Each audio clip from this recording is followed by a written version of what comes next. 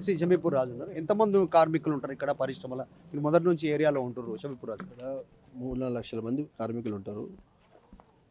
వందలాది ఎకరాలు పారిశ్రామిక వాడకి ఇవ్వడం జరిగింది. ఇందాక మనం చూస్తూ ఉన్నాం, ఇక్కడ అఫీషియల్ రిపోర్ట్ ఉంది మనకు. ఈ ప్రాంతంలో మరి ఇన్ని వందల ఎకరాలు ఒక ప్రైవేట్ వ్యక్తులకు కట్టబెట్టే కుట్ర చేస్తూ ఉన్నారు.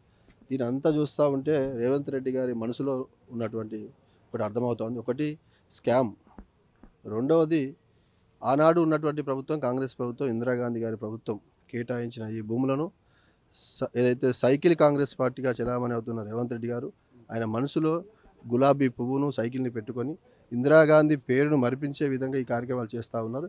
ఇది ముమ్మాటికి నిజం. ఎందుకంటే వారు మొన్నే చెప్పారు, మోడీ గారు మా బాసు, మా బ్రదర్, బిగ్ బ్రదర్ అని చెప్తా ఉన్నారు. చంద్రబాబు నాయుడు నా గురువు అని చెప్తా ఉన్నాడు. వారి కోరికలు నెరవేర్చే విధంగా వీరు చేస్తూ ఉన్నారు. ఇది అసలు కాంగ్రెస్ నాయకులు అర్థం చేసుకోవాలి. ఇంతమంది లక్షల కార్మికుల కుటుంబాలు ఉసురు తీసుకునే పని ఇది చేయకూడదు. మేము ఉన్నప్పుడు గతంలో చేసినాం.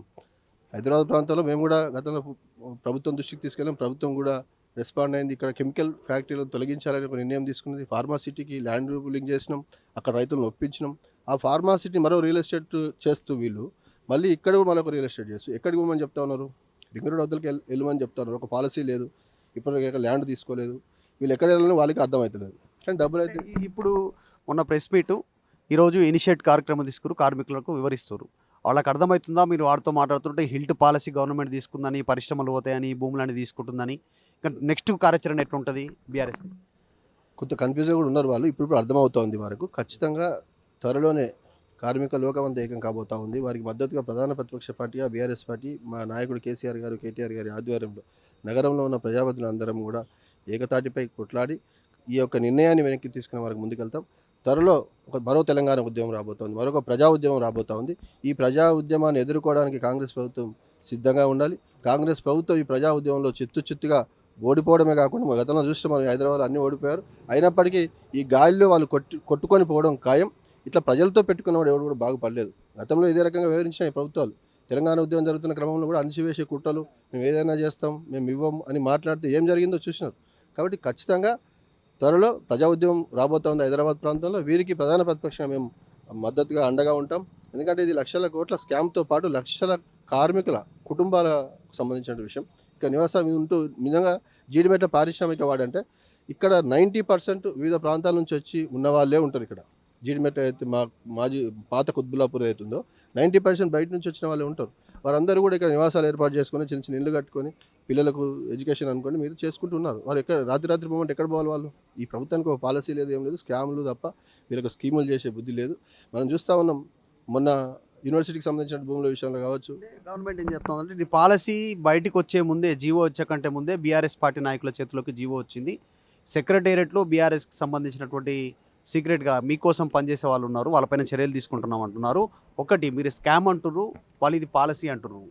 క్యాబినెట్లో సబ్ కమిటీ నిర్ణయం తీసుకుంది అనేటువంటి స్టేట్మెంట్ చేస్తున్నారు. So next further statement step ఏంటి ఉంటుంది? వాళ్ళు పాలసీ కంటే ముందు కొంతమంది ఇండస్ట్రియల్స్ను బ్లాక్మెయిల్ చేస్తూ త్వరలో మేము ఒక పాలసీ తేబోతా ఉన్నాం, ఇక మీకు ఈ రేట్ వస్తుంది, మాకు ఈ రేట్ ఇవ్వండి అని అగ్రిమెంట్లు చేసుకున్నారు. త్వరలో అగ్రిమెంట్లు బయట పెట్టబోతా ఉన్నాం. జీవో కాదు. అంటే మీకు జీవో కంటే ముందు అంటే మీకు పారిశ్రామికవేత్తలు మీకు ఇన్ఫర్మేషన్ చాలా మంది చెప్పారండి. మా అభిమానులు కూడా ఉంటారు కదా, మేము ఉన్నప్పుడు చాలా చేసాం కదా. ఇదే జీడిమెట్ల పారిశ్రామిక వార్డులో 3 రోజులు 4 రోజులు పవర్ హాలిడేస్ ప్రకటించేవారు. 2014 ముందు కేసీఆర్ గారు ముఖ్యమంత్రి కాకముందు వారికి మద్దతుగా ఇందిరా పార్క్లో ధర్నాలు చేసిన సందర్భాలు ఉన్నాయి. ఈ ఇండస్ట్రీకి వచ్చి వారికి మద్దతు తెలిపిన సందర్భాలు ఉన్నాయి. వారు తెలంగాణ ఉద్యమానికి మద్దతు తెలుపుతూ వారు కూడా తెలంగాణ సంపూర్ణంగా మద్దతు తెలిపిన సందర్భాలు ఉన్నాయి. కాబట్టి మమ్మల్ని అభిమానించే వాళ్ళు, మా నాయకుని అభిమానించే వాళ్ళు ఉంటారు. కాబట్టి జరుగుతున్న విషయాలు, స్కామ్ల గురించి వారే బయట పెట్టారు. అందులో తెలిసిన వాళ్ళు ఉంటారు కదా, వాళ్ళని ప్రెజర్ చేస్తూ ఉన్నారు, ఇస్తావా లేదా, కమర్షియల్ బిట్లని కూడా వాళ్ళు అడుగుతూ ఉన్నారు. నీకు ఈ రేట్ ఇస్తాను, ఇయ్యనుంటే నేను తీసేసుకుంటాను, లేకపోతే జీవో క్యాన్సిల్, ఏదో రకరకాల వాళ్ళని భయపెడతా ఉన్నారు, బెదిరిస్తూ ఉన్నారు. కాబట్టి అది ఖచ్చితంగా బయట. ఎవరున్నారు షమీపూర్ రాజు గారు డైరెక్ట్గా వెనకాల బెదిరింపులు? మీకు తెలుసుగా మొదన్న, మీకు తెలుసు, నాకు తెలుసు, తెలంగాణకు అందరికీ తెలుసు. ఎవరైతే ఈ రాష్ట్రాన్ని వెళ్తున్నారో వారు, వారి కుటుంబ సభ్యులు, వారు చుట్టూన్నటువంటి వ్యక్తులు కొంతమంది ఉన్నారు. మా కొండ సురేఖ కూతురు కూడా చెప్పింది కదా ఎవరున్నారో వెనక. అట్లా వాళ్ళే ఉన్నారు, ఇంకెవరు ఉంటారు? ఉంటే వాళ్ళకి సపోర్ట్గా కొంతమంది బీజేపీలు ఉంటారు, పక్క రాష్ట్రం తెలుగుదేశం వాళ్ళు ఉంటారు. సురేఖ కూతురు చెప్పింది కదా ఎవరున్నారు, ఏమేం చేస్తున్నారు, ఎట్లా ల్యాండ్ కన్వర్షన్ చేస్తూ ఉన్నారు, ఎట్లా భూములు బదలాయిస్తూ ఉన్నారు, జపాన్ పర్యటనలో లేదా మిగతా స్టేట్ కంట్రీలో ఉన్నటువంటి ముఖ్యమంత్రి గారు ఫైల్ ఎట్లా ఆపారు కూడా వాళ్ళ పార్టీ వాళ్ళే చెప్తున్నారు. క్యాబినెట్ మంత్రి కూతురే చెప్తా ఉన్నారు. మేము ప్రత్యేకంగా చెప్పాల్సింది ఏముంటుంది అక్కడ? మీ అందరికీ తెలుసు, మనందరికీ తెలుసు, ప్రజలందరికీ కూడా తెలుసు. కాబట్టి ఖచ్చితంగా ప్రజల పక్షాన, కార్మికుల పక్షాన నిలబడతాం, కొట్లాడతాం. ఈ యొక్క నిర్ణయాన్ని వెనక్కి తీసుకునే వరకు కూడా పోరాటం చేస్తాం. ప్రభుత్వ సెక్రటరియట్ నుంచి వచ్చిన ఇన్ఫర్మేషన్ కాదు, ఎవరైతే పారిశ్రామికవేత్తలు ఉన్నారో వాళ్ళని బలవంతంగా బెదిరింపులకు గురి చేస్తే వాళ్ళు బీఆర్ఎస్కి సమాచారం ఇచ్చారనేటువంటి స్టేట్మెంట్ చేస్తూ ఉన్నారు. మొత్తం పారిశ్రామిక వాడల్లోకి బీఆర్ఎస్ పార్టీ నాయకులు వచ్చారు.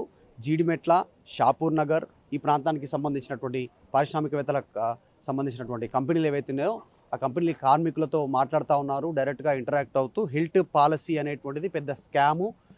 ఇక్కడ దాదాపు జీడిమెట్ల, షాపూర్ నగర్ ఈ ప్రాంతానికి సంబంధించినటువంటి షాపూర్ నగర్లోనే 1000 ఎకరాలంటే దాదాపు 50,000 కోట్ల విలువైనటువంటి భూములను ప్రభుత్వం తీసుకునే ప్రయత్నం చేస్తూ ఉంది. దాంట్లో అగ్రిమెంట్ పారిశ్రామికవేత్తలకు సంబంధించినటువంటి భూములు ఒకవేళ వాళ్ళు కొనుక్కొని ఉంటేనేమో దానికి ఒక రేటు, ప్రభుత్వ భూములు అయితే ఇంకొకలాగా డిసైడ్ చేస్తూ వాళ్ళని బెదిరింపులకు బ్లాక్మెయిల్కి చేస్తూ ఉన్నారు. దాని వెనకాల డైరెక్ట్గా ముఖ్యమంత్రి పాలక వర్గమే ఉంది అనేటువంటి స్టేట్మెంట్ షంబీపూర్ రాజు చేస్తూ ఉన్నారు. వీడియో జర్నలిస్ట్ జ్ఞానేశ్వర్తో మధు మల్కేడ్కర్, షాపూర్ నగర్, జీడిమెట్ల.